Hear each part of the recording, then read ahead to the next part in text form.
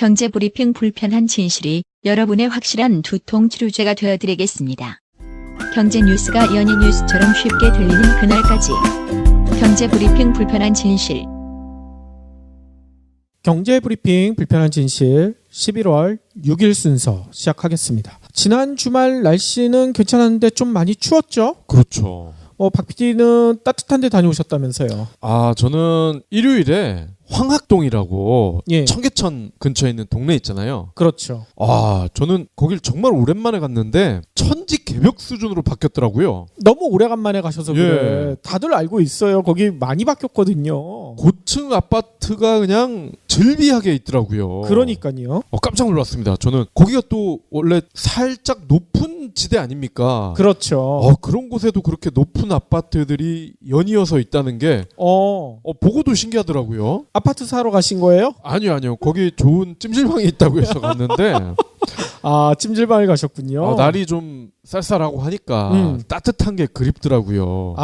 그래서 거기에 가족 단위가 갈 만한 괜찮은 찜질방을 지인이 추천을 해주셔서 갔는데 역시나 사람이 많더군요. 사람이 많았군요. 대단지 안에 있는 찜질방이라서 그런지 사람도 많고 찜질방에 닥터피쉬도 있더라고요. 요즘 큰 찜질방에는 그런 것들이 있어요. 네, 전 처음 봤어요. 찜질방에서 30분에 5,000원인데 예. 아이들이 너무 좋아하더라고요. 애들이 했나요? 예, 간지럽다고 하면서도 즐겨. 재밌어 하죠? 예. 아니, 박 PD도 식구들이랑 그렇게 재밌게 놀았을 때 저는 어디서 놀았느냐? 예. 또 상암에 갔습니다. 상암에 왜 갔냐면요. 지난주에도 마라톤을 했는데 이번 주에도 또 마라톤을 했어요.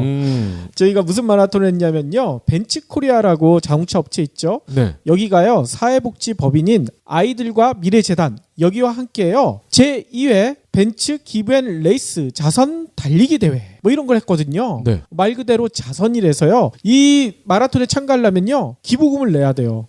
기부금도요. 꽤 많이 냅니다. 근데 저희들도 애들이랑 같이 이렇게 한번 달리기도 한번 해보고 싶고 또 기부에도 동참하고 싶고 또 이게 또 연말정산이 되거든요. 그래가지고 가족들이 다 참가를 했어요. 그런데 우리 가족들이 그 행사장에 가서 너무나 놀래더라고요. 왜요? 왜냐면 이게 돈도 많이 내고 하는 그 대회이기 때문에 몇 명이 안 올 줄 알았나 봐요. 근데요. 어제 모인 숫자가요. 무려 10,000명. 10,000명인데 그 행사 측 사람 얘기 들어보니까요. 숫자를 잘랐대요. 왜냐면 너무 많이 신청을 했는데 이거 선착순으로 잘랐다고 합니다. 그런데도 10,000명이 참가를 했어요. 이거 혹시 벤츠 오너만 참가할 수 있는 건가요? 그럴 줄 알았는데 당연히 아니죠. 저도 트라제 타고 다니잖아요. 벤츠 오너가 아니라 물어보긴 하더라고요. 벤츠 사실 계획이 있으시냐? 그래요? 그 이벤트 행사장에서 이벤트를 거기서도 많이 했었는데요. 거기서 뭘 했냐면요. 신용카드나 체크카드로 기부할 수 있는 그런 곳이 있더라고요. 사진을 찍고요. 그 사진 찍은 것을 2장을 주거든요. 하나는 기부 마라톤을 하는 거예요. 하나씩 이렇게 공개를 해서 마라톤처럼 그 사진이 이어달리기를 하는 겁니다. 그 이어달리기가 끝나게 될 때까지 그 이벤트를 하고요. 한 장은 이제 기념으로 가족들한테 주고요. 그런데 그 이벤트를 하기 위해서 가족들이 서 있으니까 그 진행자가 물어보더라고요. 벤츠 오너시죠? 하길래 우리 아들이 딱 그러더라고요. 벤츠는 저희 집에 없고요. 트라제가 있는데요 하니까 막 웃던데요. 사람들이. 그러면 오너가 아니면 DC를 해주겠다는 거예요? 그건 아니죠. 아무튼 벤츠에서 이렇게 하고 있으니까 관심을 가져달라 뭐 이런 얘기더라고요. 네. 그래서 그날 10,000명이나 참가했잖아요. 모인 기부금이요. 무려 5억 원. 와. 장난 아니죠. 이 돈이요. 바로 그날 사회복지법인 아이들과 미래재단에 바로 전달되더라고요. 그래서 여기서는요. 베스티안 재단, 한국심장재단, 사랑의 달팽이 뭐 이런 곳을 통해서요. 소외계층, 아픈 어린이들 이런 어린이들의 수술과 치료비를 위해서 쓴다고 합니다. 10,000명에 5억 원이면 1인당 5만 원이네요? 5만 원 내는 사람도 있고요. 이게 구간별로 좀 달라요. 3km, 5km, 10km 이렇게 되기 때문에 많이 뛸수록 많이 내요. 아하. 그래가지고 여기에서 모인 돈이 그렇게 쓰인다는 거죠. 그래서 그런가 10,000명이 한꺼번에 뛰니까요. 제대로 달리기를 할 수가 없어. 앞에 사람이 너무 많이 있기 때문에요. 예. 저는 뭐 10km를 달리고 싶었지만 10km는 너무 오래간만에 도전이라 5km만 달렸는데요. 5km 뛰니까 기분이 너무나 좋더라고요. 한 번도 쉬지 않고 뛰었어요. 지금 보니까 부작용으로 고통을 겪고 있는 것 같은데요. 살짝 이렇게 좀 아리백인 것 같은데 뭐 그래도 기분 좋은 고통인 것 같습니다. 네. 그래서 이렇게 기부를 했는데 왜 이 얘기를 드리느냐? 뭐 어제 참가하지 못한 저희 애청자분들 나도 그런 거 하고 싶은데 이렇게 좀 아쉬워하시는 분들이 계실 것 같아요. 네. 그래서 저희가 준비를 했죠. 그렇죠. KTX 열차 엔진 고장 사실을 언론에 제보한 공익 제보자는요, 업무상 비밀과 사규를 위반했다는 이유로 해임과 정직 처분을 받았어요. 엔진 사고 원인을 은폐하려 했지만 그 사실이 내부 직원에 의해 드러나게 되자 이러한 보복성 조치를 한 것이죠. 더 큰 사고를 막기 위한 용감한 제보의 대가는 가혹하기만 합니다. 아름다운 재단이 우리 사회의 안전과 정의를 지키기 위한 선택을 응원하기 위해 어쩌다 슈퍼맨 캠페인을 진행하고 있습니다. 시민의 응원과 지지가 공익을 지킨 이들의 삶에 큰 힘이 됩니다. 아름다운 재단이 어쩌다 슈퍼맨 캠페인에 경불진 애청자분들도 많이 참가해 주세요. 저희도 조만간 참가할 예정이죠. 그렇죠. 그러면 오늘 꼭 챙겨야 할 경제 브리핑. 서랍장이나 책장을 밟고 올라가는 어린이들 많죠? 그렇죠. 하지 말라고 해도 끝까지 올라가는 애들이 되게 많아요. 저도 어릴 때 이렇게 하고 놀았는데 네. 그런데요, 요즘 이렇게 6세 이하의 어린이들이 이 서랍이나 책장이 넘어가면서 같이 다치는 사고가 꾸준히 발생하고 있다고 합니다. 이걸로 난리 났던 회사가 하나 있었잖아요. 이케아라고 있었죠. 그렇죠. 소비자원은 2014년 1월부터 3년 6개월 동안 소비자 위해 감시 시스템에 접수된 가구 전도 사고, 그러니까 엎어진다 이런 뜻이겠죠. 가구 전도 사고는 총 129건으로 매년 30건 이상이 발생했다 이렇게 밝혔습니다.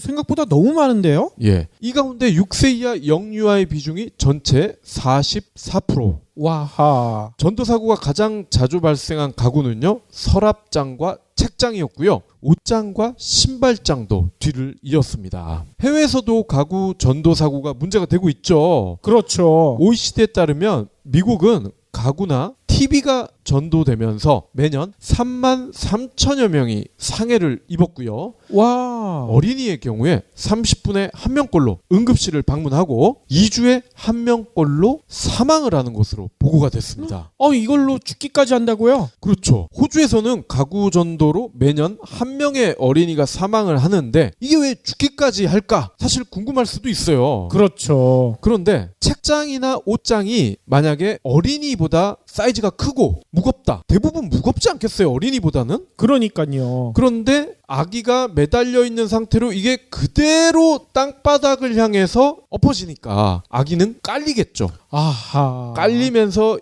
이 책장 무게를 흡수를 해야 되고 또 그 전에 넘어질 때 아이의 머리나 이런 쪽에 타격이 가지 않겠습니까? 그러니까요. 이에 따라서 소비자원과 국가기술표준원은 한국가구산업협회, 가구업계와 함께 가구 전도의 위험성과 예방 방안을 홍보하고 벽 고정장치 부착 캠페인을 실시하기로 했습니다. 아하. 가장 확실한 방법은 가구를 벽에 단단히 고정하는 거거든요. 그렇군요. 국가기술표준원은 높이 76.2cm 이상의 가정용 서랍장에 대해 어린이가 매달릴 가능성을 고려한 안정성 요건과 벽 고정장치 제공 의무 그리고 사용상 주의사항 표시를 규정해서 고시했고요. 내년 1월 22일부터 시행할 예정입니다. 현재 NX, 에몬스, 이케아, 한샘, 현대리바트가요 12일까지 본사나 대리점에서 벽 고정 키트를 무상으로 제공하는 행사를 하고 있다고 합니다.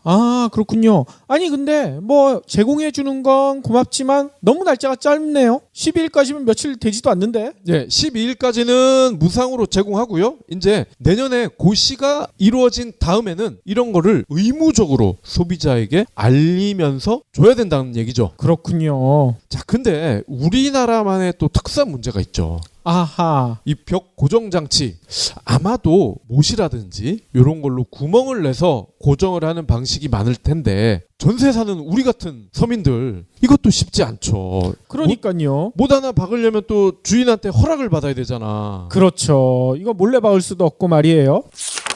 다음 소식도 전세와 관련 있는 것 같아요. 수도권 남부 지역에요. 역전세난이 벌써 시작되고 있다. 이런 우울한 소식이 들리고 있습니다. 역전세는 전세를 못 구해서 일어나는 난이란 뜻이잖아요. 그렇죠. 일단 소식에 따르면요. 경기도 화성, 오산시 이런 수도권 남부 지역에서요. 올해 사상 최대 규모의 아파트 입주 물량이 쏟아지고 있잖아요. 그러니까 집주인이 세입자를 구하지 못해가지고요. 역전세난이 발생하는 게 아니냐. 이런 우려가 고개를 들고 있다고 합니다. 수요 공급 미스매치, 그러니까 불균형으로요. 전세값과 매매값이 동반 하락할 경우 이른바 깡통 전세 아시죠? 네. 집주인이 기존 세입자에게 전세 보증금을 돌려줄 돈이 없는 거야. 이런 문제가 불거질 가능성도 있다는 전문가들의 의견이 나오고 있다는 거죠. 다른 세입자를 구해야 그 돈으로 전세금을 줄 텐데 안 들어오니까. 그러니까요. 그럼 은행빚을 내야 되겠네요. 그래야 될 수도 있죠. 이 내용은요. 부동산 114가 전했는데요. 올해 전국 입주 예정 아파트는요. 무려 37만 9천여 가구. 사상 최대치를 기록하고 있대요. 근데 수도권에서는요. 입주 물량 대부분이 경기도 남부 지역에 몰려 있다고 합니다. 박 PD 사는 곳도 포함될 것 같아요. 네. 아무튼요. 올해 경기 지역 31개 시군에서 입주했거나 입주할 아파트는요. 무려 12만 7천여 가구. 전국에 무려 33.5%나 된대요. 특히 이 중 남부권 6개 지역. 그러니까 아까 얘기했던 수원, 용인, 화성, 평택, 오산, 안성시. 이렇게는요. 5만 5천여 가구가 집들이를 할 예정이라고 합니다. 박 PD가 사는 곳은 살짝 빠져 있군요. 근데 수원에서 가깝기 때문에 인근이라고 볼 수가 있는데 제가 사는 동네 근처에 대우건설에서 대규모 단지 아파트를 분양을 했대요, 이미. 아, 그래요? 그래서 다 팔렸대. 오. 근데 이상하게 우리 경제브리핑을 듣기 위해서 제가 외부로 팟빵에 들어가잖아? 그럼 우리 페이지에 그 대규모 대단지 아파트 광고가 딱 세로로 걸려 있어요. 다 팔렸다면서. 이거 어떻게 된 거야, 이거? 그러니까요. 아무튼 이런 일들이 더 많이 벌어질 가능성이 있겠죠. 아무튼요. 내년에도 경기 남부 입주 물량은요. 7만 4천여 가구. 경기도 전체의 45%가 된대요. 근데 이게 올해보다 더 많은 수치라고 합니다. 이 이유는요. 2014년, 2015년 주택시장이 호황이었잖아요. 이때 분양됐던 아파트 물량이 올해와 내년까지 계속 입주가 시작된다는 얘기인 거죠. 이러다 보니 아파트 전세값이 어떻게 되겠습니까? 떨어지죠. 당연합니다. 경기도 남부 지역에서는 하락세가 점점 뚜렷해지고 있다고 하는데요. 올 들어 10월까지 화성시와 오산시 아파트 전세 가격이요. 각각 1.68%, 0.3%가 떨어졌고요. 수원이나 용인 같은 경우에도요. 아파트 가격이 조금 오르긴 올랐는데 겨우 0.16%, 0.28%에 그친대요. 이는요. 그 인근인 서울이나 인천보다 상승률이 훨씬 더 크게 밑돌고 있는 거죠. 특히 얘도 있습니다. 화성시 청계동 동탄 2신도시 센트럴 프로지오. 이게 전용 면적 74제곱미터형 전셋값은요. 무려 한 달여 만에 2천만 원에서 3천만 원이나 빠졌다는 거예요. 와. 이렇게 되면 저희가 방송을 통해서 여러 번 얘기했던 갭 투자자들 어떻게 되겠습니까? 갭 투자자들은 계속 전셋값도 올라야 투자가 가능한 거 아니겠어요? 네. 벌써 박살나기 시작하겠네요. 사실 갭 투자자는 별로 불쌍하지 않아요. 다만 갭 투자자들을 보면서 일반 서민들이 느끼는 바가 있잖아. 그렇죠. 야, 저렇게 해서 쉽게 돈을 버는데 나는 뭐지? 나도 한번 은행 빚내서 살짝 한두 채만 사볼까? 이런 분들이 걱정인 거죠. 그러니까요. 다음 소식은요. 저희가 고대하고 있던 그런 내용이네요. 연대하고 있던 내용은 아니고요. 네. 연대가 아니라 고대입니다. 이 특정 대학을 자꾸 이렇게 본의 아니게 얘기하게 되는데요. 그러니까요. 중대한 내용이죠. 중대한 내용이군요. 네. 서강대는 어떻게 안 되네요. 그 라임이 안 맞아요. 네. 카카오 임지훈 대표가 이런 얘기를 했습니다. 음성 서비스로도 돈을 벌 수 있다. 어이? 우리 들으라고 하는 얘기인가? 그러니까요. 임 대표가요. AI 스피커 이런 음성 기반 서비스에 대한 최근에 일각에서 부정적 관측을 내놨었나 봐요. 어이? 이에 대해서 만사를 너무 좁게 보면 안 된다 이러면서 적극 변론을 했습니다. 아하. 임 대표는요 6일 카카오의 브런치라는 서비스가 있죠. 있죠. 여기에 개인 계정으로 글을 썼어요. 음성 인터페이스에 관해 얘기를 나누면 불편하다. 나도 AI 스피커를 안 쓰는데 어떻게 음성이 대세가 되겠느냐. 돈 벌 가능성이 적다. 이런 반응이 종종 나오는데 이는 세상을 한 가지로 규정하려는 습관 때문에 생기는 것 같다. 이렇게 지적을 했습니다. 아하. 음성 기반 서비스는 컴퓨터나 자동차 운행 시스템 등 기계를 목소리로 제어하며 업무를 처리하는 기술인데 AI 기술 발달과 함께 음성 검색, 음성 비서와 같은 상용화 사례가 대폭 늘고 있죠. 그렇죠. 카카오도 차기 주력 상품인 AI 플랫폼 카카오 아이나 AI 스피커 카카오 미니에서 음성 서비스를 핵심 기능으로 탑재하고 있습니다. 아니 저희도 카카오 미니 대여받아가지고 지금 체험해보고 있잖아요. 그렇죠. 애들이 너무 좋아하더라고요. 예, 요 관련 내용을 저희가 조만간 방송할 예정이죠. 그러니까요.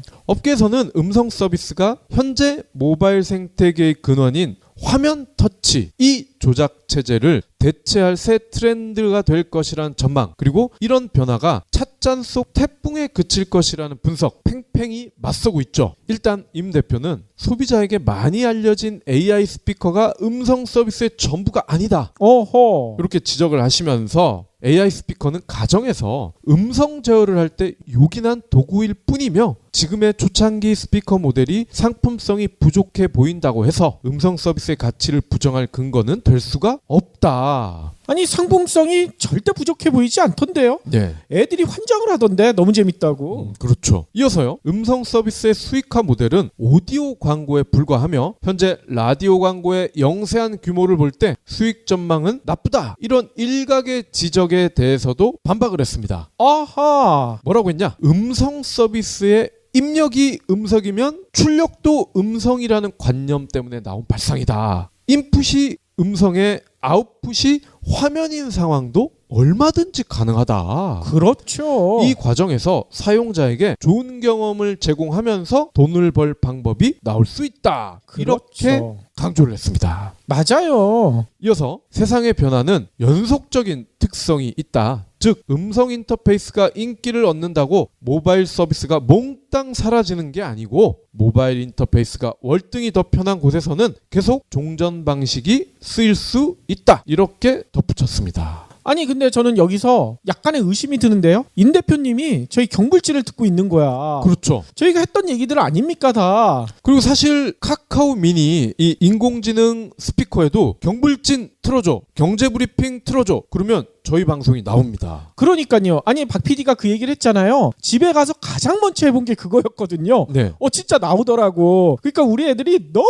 신기해요. 예, 아마 임지훈 대표께서 저희의 열혈 애청자시고 그리고 요즘 가장 핫한 팟캐스트가 뭐냐? 직원들한테 물어봤더니 경불진이라는디요? 그래가지고 경불진이 바로 검색이 되게 하지 않았을까? 이런 추측을 해봅니다. 그렇죠. 자, 그리고 음성이 돈이 되느냐? 저희가 산 증인 아니겠습니까? 그러니까요. 3년 가까이 물론 많이는 아니지만 이렇게 굶어 죽지 않을 정도로 벌고 있어요.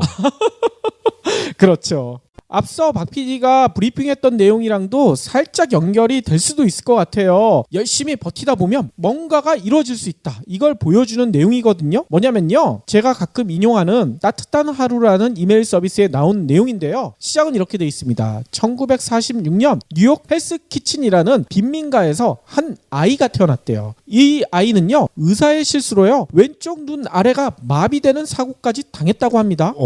이로 인해 왼쪽 방과 입술이 정상적으로 움직이지 않는데요. 당연히 발음도 불명확하겠죠. 발음 장애까지 가지게 됐다는 얘기인 겁니다. 그러니까 당연히 어눌한 말투 또 생김새도 이상해지고 학교 생활이 순탄할 수가 없었겠죠. 학교에서도 왕따를 당했대요. 그래서요. 학교를 무려 12번이나 옮기는 불행한 학창 시절을 보냈게 됐다는 거죠. 뿐만 아닙니다. 이 친구의 불행이 또 이어지는데요. 9살 때 부모님이 이혼을 한 거야. 네. 얼마나 진짜 고통스러웠겠습니까? 하지만 이 친구는요. 꿈이 있었다고 해요. 이 친구의 꿈은 뭐였느냐? 놀랍게도요. 영화배우가 되고 싶다. 이게 꿈이었다는 거예요. 그런데 앞서 얘기했듯이 발음도 부정확하죠. 안면 장애도 있죠. 이런 친구한테 누가 영화 배우를 쉽게 시키겠나요? 당연히 이 친구한테 돌아오는 배역은 거의 없었대요. 그냥 단역 배우, 뭐 쉽게 얘기하면 영화관 안내인, 뭐 경비원, 피자 배달부, 식당 종업원, 뭐 동물원 자격부, 그 다음에 보디가드, 뭐 덩치는 좋으니까. 네. 이런 역할들만 했다는 거예요. 진짜 누군지도 알아보기 힘든 그런 역할들만 했다고 해요. 그런데 이 친구가요, 30살이 됐었을 때 더 이상 이렇게만 살아서는 안 되겠다, 이렇게 생각을 한 거죠. 그래서 뭔가 내 스스로 변화를 한번 찾아봐야 되겠다, 이렇게 결심을 했다고 합니다. 그런데 그 결심을 할 무렵 재미난 이벤트가 있었대요. 뭐냐면요, 박 PD 좋아하잖아요, 권투. 네. 이 1975년이었는데 이때 전설적인 헤비급 챔피언 무하마드 알리 있죠. 그리고 무명의 복서 책 웨프너, 이 두 사람이 벌인 복싱 경기가 있었다고 합니다. 박 PD는 이거 봤는지 모르겠는데 저는 못 봤어요. 아무튼 이게 엄청 세계적으로 유명했었다고 해요. 저는 알리와 조지 포먼이 하는 건 봤어요. 아, 그런가요? 아무튼요, 이 경기를 보고 그 친구가요, 사람들이 배우를 안 시켜주면 그러면 내가 영화 시나리오를 쓰고 내가 주인공을 하면 되겠지 하고 각본을 쓰기 시작했다고 합니다. 대충 누군지 알겠네요. 대충 감이 오시죠? 아무튼요, 이렇게 써가지고 각본을 가지고 제작자들한테 갔더니만 제작자들이 뭐라고 했겠나요? 야, 이거 도대체 말이 되는 각본이냐, 이런 영화 만들어줄 수 없다. 특히 당신을 주인공으로 써달라고 하는데 당신 주인공 한 번도 안 해보지 않았느냐, 다들 거절을 했다고 합니다. 그런데 이 친구가 끊임없이 제작자를 찾아다니니까 마침내 한 곳에서 그럼 당신의 조건을 들어줄 텐데 우리도 그에 합당한 조건이 있다, 그 조건을 받아들여 준다면 제작을 한번 해보겠다, 이렇게 했다는 거예요. 그래서 그쪽에서 영화사 쪽에서 제시한 조건이 뭐였느냐, 제작비를 최소한으로 줄여라, 영화 만드는 시간을 한 달 내로 줄여라, 이런 말도 안 되는 조건을 드렸다는 거야. 네. 그런데도 이 친구는 어떻게 했겠습니까? 한 번밖에 없는 기회 아니겠어요. 좋습니다. 내가 당신들이 얘기하는 것만큼 짧은 시간 내에 적은 제작비를 가지고 영화를 한번 만들어 보겠습니다, 이렇게 했다는 거죠. 그래서 만들어진 영화가 다들 알고 계시죠? 로키. 맞습니다. 그 영화가 로키였고요. 저희가 얘기했던 그 친구는 바로 실베스터 스텔론이었다는 거죠. 스텔론이 딱 얼굴 보면 약간 얼굴이 인상이 좀 이상하잖아요. 이게 원래 어렸을 때 태어날 때부터 있었다는 거예요. 저는 이제 람보 인상이 워낙 강해서 분장인 줄 알았어요. 그러니까 저희도 보통 그렇게 생각했는데 그게 아니었다는 거죠. 게다가 이 로키는요, 영화가 개봉되자마자 놀라운 일이 벌어졌죠. 극장에서요, 예외 없는 우레와 같은 기립박수가 터졌고요. 그래서 제작비에 무려 50배가 넘는 돈을 벌어들였대요. 한마디로 대박이 난 거죠. 그런데 이 친구 실버스터 스텔론이 영화를 만들 때 목표는 단 하나밖에 없었다고 합니다. 영화를 끝까지 만들어서 개봉하는 거. 근데 로키의 목표도 똑같잖아요. 영화 속 주인공인 로키의 목표는 경기에서 이기는 게 아니었잖아요. KO패 당하지 않고 15회전까지 버티는 거. 영화 속 주인공과 자신의 현재 모습이 동일했다는 거죠. 포기하지 않고 끝까지 한번 나는 버텨보겠다. 그게 바로 인생 역전 드라마를 만든 게 아닌가, 이런 얘기인 겁니다. 저는 이걸 어릴 때 봐서 결말이 잘 기억이 안 나요. 결말에 로키가 경기에선 져요. 제가 알고 있기로는 경기에선 지는데 끝까지 버팁니다. 그리고 사랑하는 여자친구, 그 친구가 아드레안인가? 그 친구의 이름을 엄청나게 크게 부르죠. 그러면서 끝나죠. 졌지만 인간적인 승부에서는 이긴 걸로. 그러니까요. 영화 로키의 명대사도 있거든요. 한번 들어보세요. 시합에서 져도 머리가 터져버려도 상관없어. 15회까지 버티기만 하면 돼. 아무도 거기까지 가본 적이 없거든. 종소리가 울릴 때까지 두 발로 서 있으면 그건 내 인생에서 처음으로 뭔가를 이뤄낸 순간이 될 거야. 저희가 팟캐스트를 하는 것도 이것과 비슷한 심정이 아니었을까. 저희도 한번 끝까지 버텨보자고 했었잖아요. 머리가 터져버리면 안 되죠. 식물인간 되는데. 뭐 그런 정도까지는 아니지만 팟캐스트라는 세계를 끝까지 가본 사람이 없었잖아요. 그래서 저희도 새로운 길을 개척한다는 심정으로 한번 끝까지 가보자, 이런 결심으로 시작을 했는데 벌써 3년이 지났고요. 어느 정도 잘 버티고 있고, 그래서 그런가 아까도 브리핑에서 얘기한 것처럼 카카오의 임 대표가 앞으로 오디오에서도 돈을 벌 수 있다, 이런 희망을 주시잖아요. 네. 그래서 저희 컨텐츠가 1분에도 들어갔나? 그러니까요.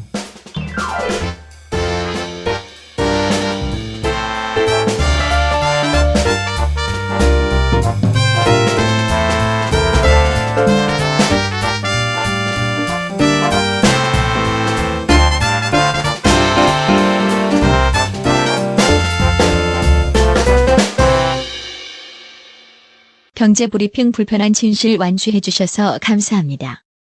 하트 2첩, 댓글 남기기, 계좌 후원 등 다양한 방법으로 힘을 보태주세요. 계좌 정보는 경제브리핑 팟빵 공지 코너에 있습니다. 여러분의 응원, 콘텐츠로 보답하겠습니다. 기부 마라톤을 하는 거예요. 하나씩 이렇게 공개를 해서 마라톤처럼 그 사진이 이어달리기를 하는 겁니다. 그 이어달리기가 끝나게 될 때까지 그 이벤트를 하고요. 한 장은 이제 기념으로 가족들한테 주고요. 그런데 그 이벤트를 하기 위해서 가족들이 서 있으니까 그 진행자가 물어보더라고요. 벤츠 오너시죠? 하길래 우리 아들이 딱 그러더라고요. 벤츠는 저희 집에 없고요. 트라제가 있는데요 하니까 막 웃던데요. 사람들이. 그러면 오너가 아니면 DC를 해주겠다는 거예요? 그건 아니죠. 아무튼 벤츠에서 이렇게 하고 있으니까 관심을 가져달라 뭐 이런 얘기더라고요. 네. 그래서 그날 10,000명이나 참가했잖아요. 모인 기부금이요. 무려 5억 원. 와. 장난 아니죠. 이 돈이요. 바로 그날 사회복지법인 아이들과 미래 재단에 바로 전달되더라고요. 그래서 여기서는요. 베스티안 재단, 한국심장재단, 사랑의 달팽이 뭐 이런 곳을 통해서요. 소외계층, 아픈 어린이들 이런 어린이들의 수술과 치료비를 위해서 쓴다고 합니다. 10,000명에 5억 원이면 1인당 5만 원이네요. 5만 원 내는 사람도 있고요. 이게 구간별로 좀 달라요. 3kg, 5kg, 10kg 이렇게 되기 때문에 많이 뜰수록 많이 내요. 아하. 그래가지고 뭐 여기에서 모인 돈이 그렇게 쓰인다는 거죠. 그래서 그런가 10,000명이 한꺼번에 뛰니까요. 제대로 달리기를 할 수가 없어. 앞에 사람이 너무 많이 있기 때문에요. 저는 뭐 10km를 달리고 싶었지만 10km는 너무 오래간만에 도전이라 5km만 달렸는데요. 5km 뛰니까 기분이 너무나 좋더라고요. 한 번도 쉬지 않고 뛰었어요. 지금 보니까 는 2014년 1월부터 3년 6개월 동안 소비자 위해 감시 시스템에 접수된 가구 전도 사고가 엎어진다 이런 뜻이겠죠. 가구 전도 사고는 총 129건으로 매년 30건 이상이 발생했다 이렇게 밝혔습니다. 생각보다 너무 많은데요?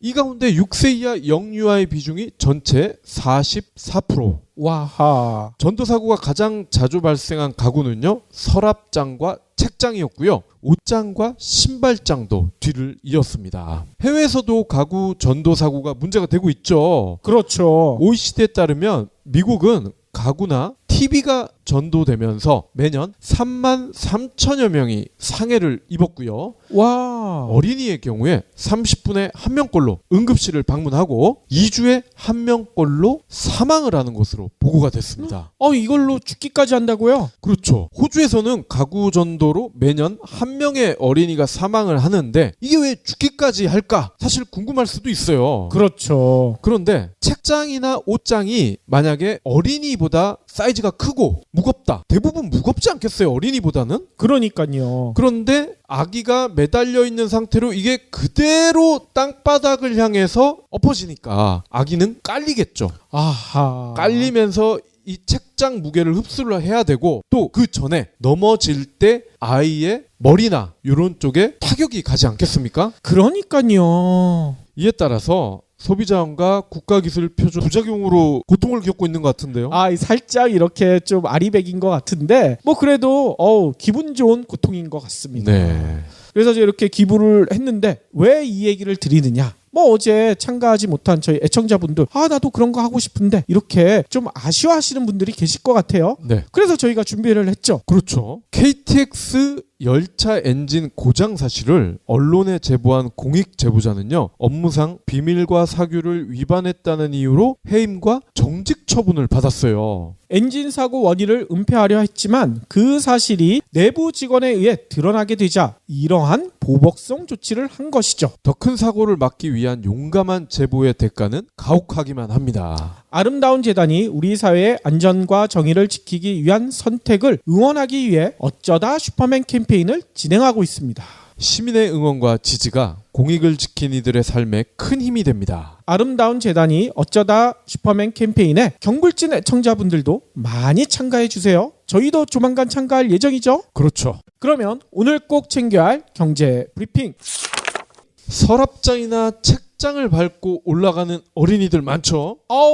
그렇죠. 하지 말라고 해도 끝까지 올라가는 애들이 되게 많아요. 저도 어릴 때 이렇게 하고 놀았는데 그런데요, 요즘 이렇게 6세 이하의 어린이들이 이 서랍이나 책장이 넘어가면서 같이 다치는 사고가 꾸준히 발생하고 있다고 합니다. 이걸로 난리 났던 회사가 하나 있었잖아요. 이케아라고 있었죠. 그렇죠. 소비자 경제브리핑 불편한 진실이 여러분의 확실한 두통 치료제가 되어드리겠습니다.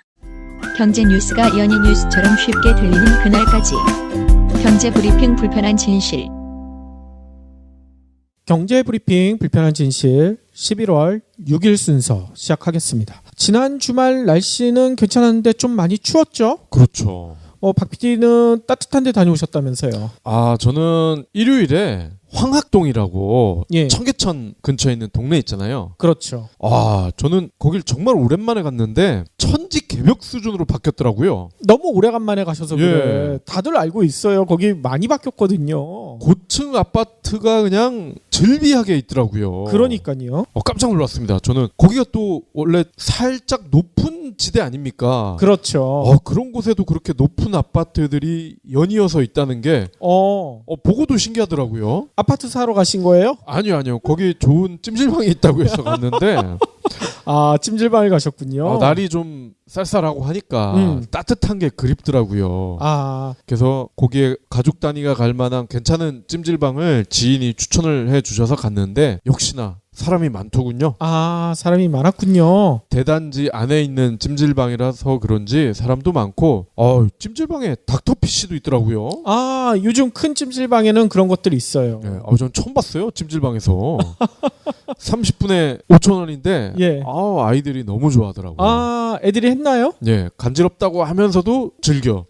재밌어 하죠? 예. 아니, 박 PD도 식구들이랑 그렇게 재밌게 놀았을 때 저는 어디서 놀았느냐? 예. 또 상암에 갔습니다. 상암에 왜 갔냐면요. 지난주에도 마라톤을 했는데 이번 주에도 또 마라톤을 했어요.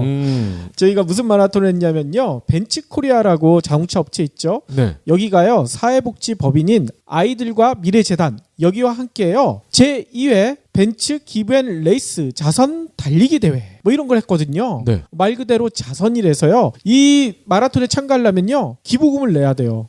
기부금도요. 꽤 많이 냅니다. 근데 뭐 저희들도 애들이랑 같이 이렇게 한번 달리기도 한번 해보고 싶고 또 기부에도 동참하고 싶고 또 이게 또 연말정산이 되거든요. 그래가지고 가족들이 다 참가를 했어요. 그런데 우리 가족들이 그 행사장에 가서 너무나 놀래더라고요. 왜요? 왜냐면 이게 돈도 많이 내고 하는 그 대회이기 때문에 몇 명이 안 올 줄 알았나 봐요. 근데요. 어제 모인 숫자가요. 무려 10,000명.